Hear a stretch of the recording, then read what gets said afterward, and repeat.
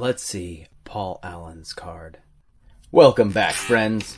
With the release of Marvel Studios' Thor, Love and Thunder, I bring you Gorr, the God Butcher, as portrayed by Christian Bale in this Hasbro Marvel Legends series action figure.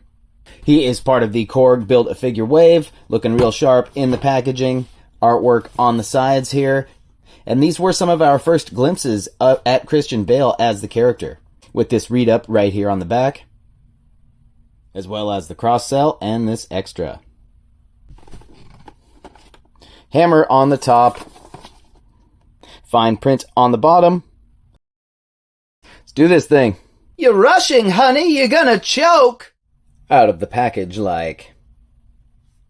So let's take a closer look at Gorr. In the comics, he is known as the God Butcher, if that gives you any idea as to his intentions. In the movie, he is portrayed by Christian Bale. I think the figure itself looks pretty solid. Looks a bit like Christian Bale. It will, of course, be based on the concept art and likely differ from the movie slightly. The facial printing looks nice, the eyes, the lips. The robes are nicely textured, and there are added colors of paint here for dirt and perhaps some other kind of wash just to emphasize some detail. The scars on the arms also have a little bit of extra paint blown in there. Come around the back and you see there's like a lot of extra material, further scarring on the back. And you can see you have this dirt that matches down here. Underneath this thing, it is pretty soft. It'll actually come right off the top of the head there. And it is a very simple design. This plastic isn't too heavy. The legs underneath are extra simple in design as well. But you do have the new pinless new for Hasbro on the legs and arms. Though simple, the pants do have a little bit of a texture and a sculpted cuff here and nicely sculpted little feet with peg holes on the bottom of those. Overall, I like what they've done with it for it being such a simple design, but for $25, For accessories, he comes with the all black, the Necro Sword, as well as the leg for our good friend Korg. Hello, leg. Whatever the lineage of the sword in the film, this toy, it's very nicely detailed. You see all this weathering in the thing or whatever's happening there. Cast in black with some brown paint. And it looks as though there is some gloss applied to the hilt and pommel. Since he doesn't come with any other extra hands, though, his right is always left gaping. But this leg for Korg sure looks nice. Look at these rock toes. And I get a lot of good colors here, but maybe not the most detail in it. But there's another tone on this. For articulation, his head is up here on a ball joint. It's not hinged. It's just how they do. I think these are good. You get so much tilt, a lot more personality out of this style of head, the way that they've got that. And it doesn't seem like it's mounted overly high. Let's pull this off and get a better look. Yeah, see, that's perfectly acceptable, I think. They didn't need to give him like a special cloak neck. Maybe a hair. I guess it's debatable, But anyway, you get this kind of range, It's actually great. You don't need a hinge in there, I promise. Shoulders are ball jointed. They'll come up to a T. They rotate all the way around there. You have a bicep cut that will also rotate. Double jointed, pinless elbows come all the way up like this, folding very nearly in half. Hinge at the wrists. This way over here, and very nicely for the sword holding hand, hinges the opposite way. The presence of the thing because of the face, man.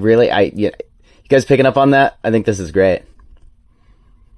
Just a single point of articulation at the torso. Simple in aesthetic and articulation. It's ball jointed. So you do actually get decent range, more so than maybe like a McFarlane toy that might have a couple different points of articulation right here. I'm kidding. Am I, though? Because then we get down here to the bottom, and we've got this enormous robe that is kind of on the thick side. So you really are kind of screwed there. It's slit on either side. So you can work with this. You do have the double jointed pinless knees here. Of course, you have the upper thigh cut, and it is ball jointed, pretty standard. It's coming back and forward here, where you've got nothing. It's coming out the side slits here and trying to fake it. And actually, I think that performs admirably, just having those slit all the way up the side. And it keeps, like, the flow of the sculpt and the thing. Anyway, down here at the feet, you get standard, hinging back this far, forward this far. Really nice rocker, nothing obstructing it. The way the pants cuff is way up here above the ankle.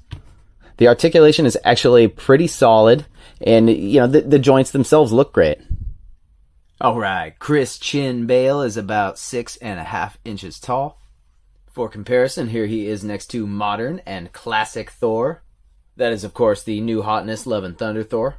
And the Avengers 2011 movie Thor. Walmart exclusive. And then we have modern and classic Thor from the comic books. Not really. This modern Thor on the left here, he's like from last decade now. But this was his design at the start of the Jason Aaron and Esad Ribic run of Thor, which introduced the character of Gorr. And then that's, of course, the awesome 80 Years Thor. Just stellar. Premium lips. And modern and classic Thor. No, that's like far future King Thor. And then on the right, that is the much younger, pre-hammer wielding cocky shitheel Thor. Alright, swinging back the other way, we got a couple more of the Marvel movie mythology pantheon. That is the Ragnarok, Valkyrie, and Hela. What are any of those swords? How about Wanda and Wong?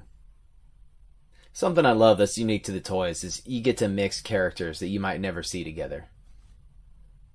See if Gorbals can take on another line. We got Gal Gadot as the worthy Wonder Woman, and Robert Pattinson as the Batman from the McFarlane Toys DC Multiverse line. They look good, but they're out of scale. They're 1 inch bigger.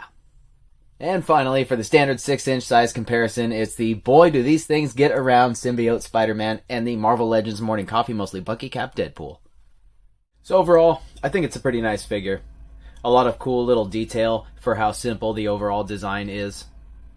They sure have nailed the look of the concept art, I guess, in the face. The face looks a bit like Christian Bale to me. I do like their facial printing technology. The sword looks good. It's a shame that's the only accessory, though, you know what I mean? And especially his hand is just forever open like it's looking to give something a tug. But I do like the little black detail on the fingertips. As well as the other nonsense, and of course it's cool that they're rocking the pinless stuff with like everything now. As it should be. As it should be. I think it articulates reasonably well. You can see it's got a fairly stiff cloak on the lower half, though. You know what you're getting into there. The side slits help, but, you know, don't go counting on that. The legs under there, they're crazy anyway. At least the ankles are really solid. I think it's a sharp-looking figure. Probably not a lot of bang for your buck, though, at like 25 of them now. We've never gotten a comic version of Gorr. I would be right there for that. Super cool to get all those other versions of Thor from that run, though, from back then. Otherwise, I don't know how necessary this figure is, unless you really dig his appearance in the film. As always, I'm grateful to everyone for coming out. It means a lot to me to be here. I love this stuff, and I appreciate each and every subscriber. So run this video to the end. It helps me grow. Maybe leave a like, and I'll see you next time. Thanks.